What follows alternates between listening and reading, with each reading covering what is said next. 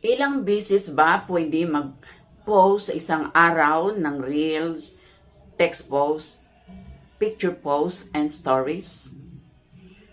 Gusto ko lang ibahagi sa inyo ang aking naging karanasan sa pag-post ko araw-araw dahil the more uploads, the more chances of having earnings. Sa akin ay may time interval. Ang reels ay ginawa ko ito na 3 to 4 times a day with time intervals of 3 to 4 hours. Noon ang reels at long form video ay magkaiba. Ang ginagawa ko niyan, ang long form video ay mag-post ako ng isang long form video at 3 reels sa isang araw.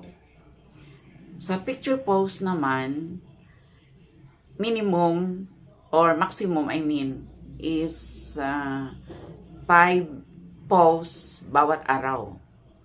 Picture post natin with time interval of 2 to 3 hours. Sa text post naman, pareho lang sila ng picture post ang ginagawa ko with 2 to 3 hours interval of posting. Sa stories ay isang oras lang. Pwede tayong send ng stories na post natin. Provided ito ay mayroon talaga tayong time interval. So, ilan lahat ang posting ko bawat araw.